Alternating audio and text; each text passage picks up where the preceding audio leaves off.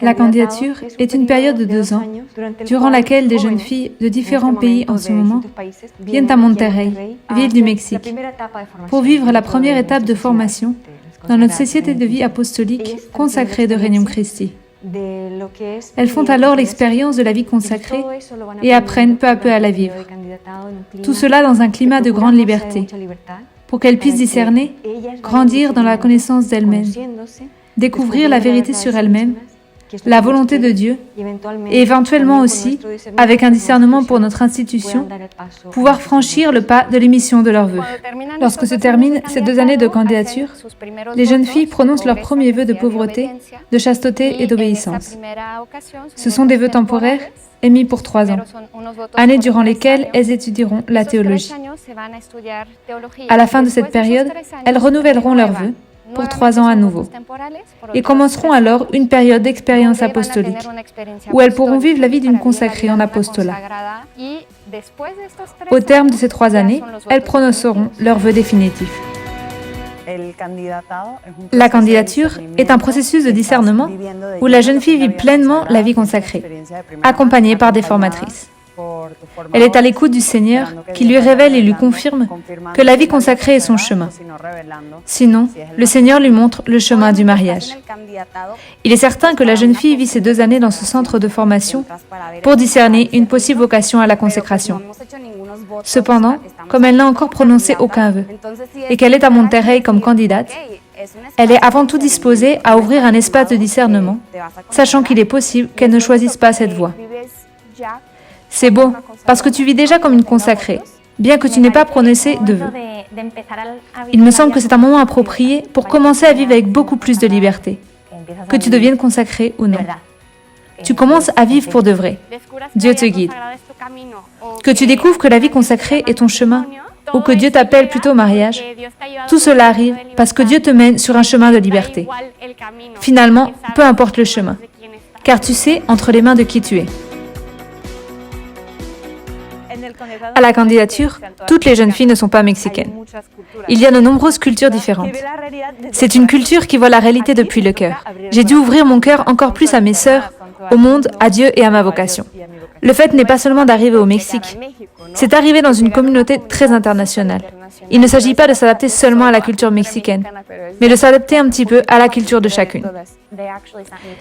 J'ai ensuite été envoyée à Atlanta, avec les consacrés, pour 1 an, et cela m'a beaucoup aidée. Arriver ici avec tous les changements que cela implique, au niveau de la langue, de la culture, mais la culture consacrée était la même. Nous suivons des cours pour nous aider à nous connaître nous-mêmes et à connaître le Seigneur. Ils sont orientés pour nous enrichir spirituellement et nous aider à discerner. La vocation en général est abordée. C'est pour cela que nous voyons aussi bien la vocation au mariage que celle à la vie consacrée, à l'amour. Cette période est surtout une formation pour le discernement et pour grandir dans ta relation aux autres et à Dieu. Il ne s'agit pas d'apprendre beaucoup de choses, mais d'apprendre à mettre des mots sur les expériences que tu vis au jour le jour. Honnêtement, la relation avec les formatrices m'a beaucoup aidée. Les voir vivre leur vocation, percevoir aussi les difficultés qu'elles peuvent rencontrer. D'une certaine manière, la formatrice est une grande sœur qui vit sa consécration au milieu des candidates et avec les candidates, au jour le jour, dans toutes les différentes activités. Nous aidons aussi en donnant des cours. Finalement, c'est une manière de partager ma vocation avec elle. Nous vivons en communauté et c'est quelque chose de très beau, parce que la communauté réunit des personnes très différentes de toi, venant d'autres pays avec d'autres coutumes. La vie communautaire est aussi très riche, car de vraies amitiés se forment. Les autres candidates finissent vraiment par être des sœurs. Nous vivons donc ensemble, nous prenons soin les unes des autres. Nous valorisons beaucoup les temps en communauté, car la communauté est un don qui me mène au Christ. De la même manière que ma sœur me mène au Christ. Elle me motive à aimer toujours plus. Durant la candidature, nous participons à plusieurs moments d'apostolat.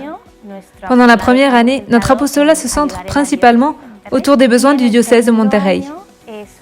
La deuxième année, l'apostolat est réalisé au sein même de Regnum Christi. Nous aidons au sein de l'ESID, dans les groupes de jeunes de Regnum Christi. Tu te découvres alors vraiment comme apôtre, Pour moi, c'est un lieu où mon cœur vibre et où j'arrive à faire sortir tout ce qu'il y a dans mon cœur. C'est ce moment où cet amour pour le Seigneur, qui grandit dans ton cœur au jour le jour, se transmet de manière particulière.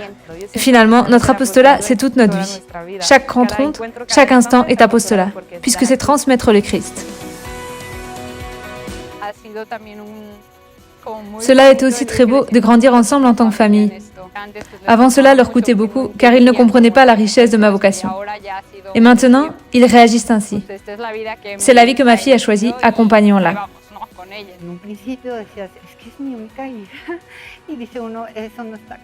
Au début, je me disais, c'est ma seule fille. Mais finalement, lorsque tu la vois, tu vois sa joie et elle te la transmet.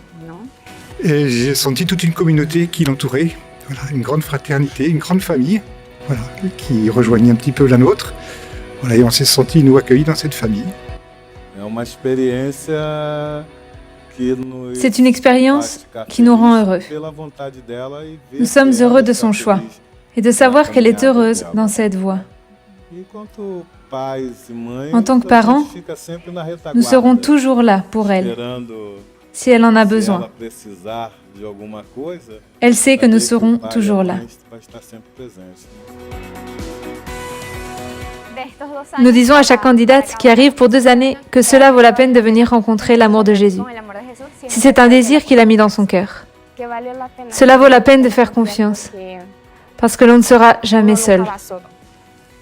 Offrir le premier pas est toujours difficile. Je sais que cela peut faire peur, mais ce que je peux te dire est que tu ne le regretteras pas.